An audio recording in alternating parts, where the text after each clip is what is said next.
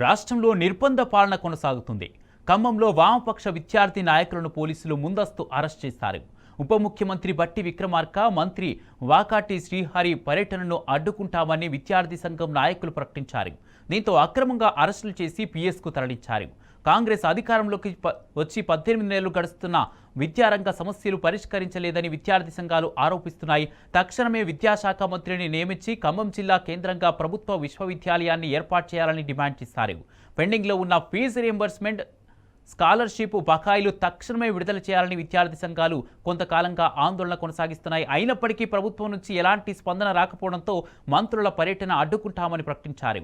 దీంతో విద్యార్థి సంఘాల నాయకులను ముందస్తు అరెస్ట్ చేసి పోలీస్ స్టేషన్కు తరలించారు. ఈరోజు ఖమ్మం జిల్లాలో బట్టి ఉప ముఖ్యమంత్రి గారు ఎవరైతే ఉన్నారో పర్యటన చేయబోతా ఉన్నారు. వారికి మేము ఒకటే విజ్ఞప్తి చేస్తూ ఉన్నాం. పెండింగ్లో ఉన్న స్కాలర్షిప్స్, ఫీజు రియంబర్స్మెంట్స్ ఏవైతే ఉన్నాయో తక్షణం వాటిని విడుదల చేయాలని, ఖమ్మం జిల్లాలో యూనివర్సిటీని ఏర్పాటు చేయాలని, ఈ తెలంగాణ రాష్ట్రంలో కాంగ్రెస్ ప్రభుత్వం ప్రజాపాలన అంటూ విద్యా వ్యవస్థను మొత్తం కూడా రాష్ట్ర వ్యాప్తంగా నాశనం చేసిన పరిస్థితి కనపడతా ఉంది. విద్యాశాఖ మంత్రిని కూడా ఇంతవరకు నియమించని పరిస్థితి కనపడతా ఉంది. ఈ ఖమ్మం జిల్లాలో 56 స్కూళ్ళని మూసేసిన పరిస్థితి కనపడతా ఉంది. కాబట్టి ఈ 56 స్కూళ్ళను రీఓపెనింగ్ చేయాలి. గురుకులాలు ఏవైతే ఉన్నాయో తెలంగాణ రాష్ట్ర వ్యాప్తంగా 1250 గురుకులాలు మూసేశారు. వాటిని కూడా తక్షణం రీఓపెనింగ్ చేసి విద్యారంగ సమస్యలను పరిష్కరించాలని చెప్పి ఈ సందర్భంగా వారు మేము డిమాండ్ చేస్తాను. కానీ విద్యార్థి సంఘాలు అపాయింట్మెంట్ అడిగినా కూడా బట్టి గారు ఇవ్వకపోవడం అనేది చాలా సిగ్గుచోటు.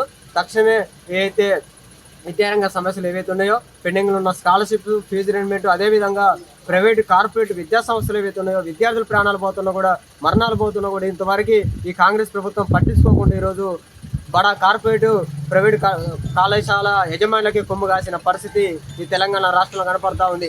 తక్షణమే మీ ఆలోచనలు మానుకొని విద్యారంగ సమస్యలు పరిష్కరించాలి. పేద విద్యార్థులకు రావాల్సిన స్కాలర్షిప్స్, ఫీజు రియంబర్స్మెంట్ ఏవైతే ఉన్నాయో వాటిని విడుదల చేయాలని చెప్పి ఈ సందర్భంగా వారిని మేము డిమాండ్ చేస్తాను.